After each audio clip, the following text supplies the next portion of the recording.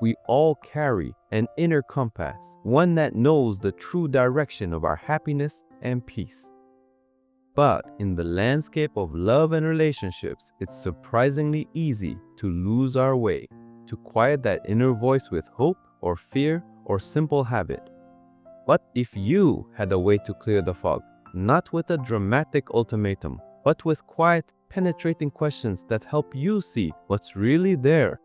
These aren't questions to attack your partner.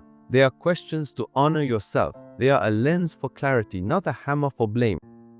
Let's begin with the first question, which I call the mirror. If someone said you were becoming more like your partner, would that feel like a genuine compliment to you? This isn't about sharing music taste or inside jokes. It's about core character, your integrity, your patience, how you handle adversity. Do you feel a sense of pride when you witness their fundamental way of being in the world? Or do you find yourself quietly making excuses for it? That inward flinch, that quiet cringe, it's not petty, it's data. It's your compass pointing to a possible misalignment of respect, not just preference. Now, let's move to the second question, fulfillment or filling space.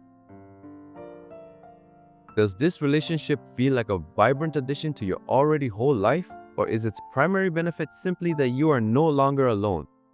Think of a healthy partnership as a beautiful and. You are happy and you share that happiness. You are growing and you inspire each other's growth. If the relationship mainly serves to dampen the silence of an empty room, that's not a foundation. That's a placeholder. One is about growth, the other is about vacancy. Which brings us to a deeply personal question, the cost of admission. What is the price of entry into this relationship? I'm not talking about compromise. I'm talking about what parts of your authentic self you feel you must leave at the door. Do you edit your opinions, soften your passions, or hide your quirky sense of humor to be deemed acceptable, to avoid conflict, to be loved? Becoming more patient is growth. Hiding what you truly believe is self-betrayal. Pay attention to what you silence. That is the real cost you're paying. Now, question 4 is where we often get stuck, the person versus the project. Are you genuinely in love with the person standing before you today with all their current habits, mindsets, and flaws? Or are you in love with their potential, with the future, more polished version you are convinced they could and should become?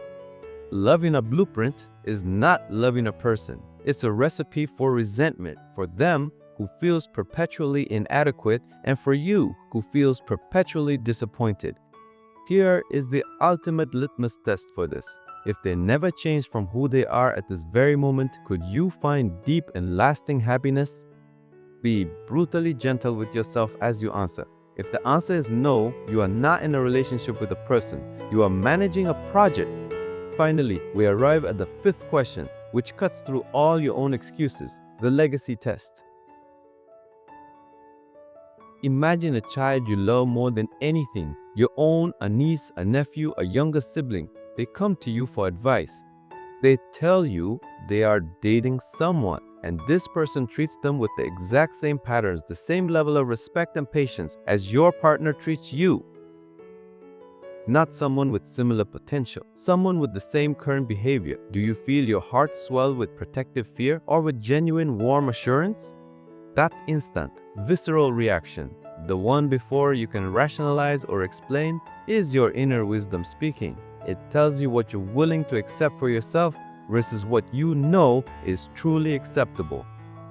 These 5 questions are not a checklist to complete in 5 minutes. Their power lives in the silent, uncomfortable space they create after you ask them. Sit with that discomfort. Journal about it. Your first gut answer is the most important data point you have. It is your compass needle finally settling.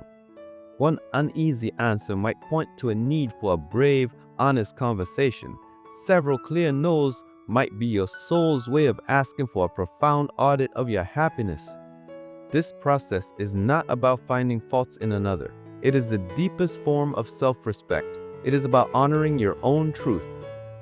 Because a relationship that requires you to abandon your truth is ultimately a relationship that is abandoning you? Which of these 5 questions created the longest pause for you? The one that lingered is your clue. Share your experience in the comments below. If this exploration brought you clarity or courage, please like and subscribe for more. Thank you for listening to your own voice. Until next time, take good care of your heart.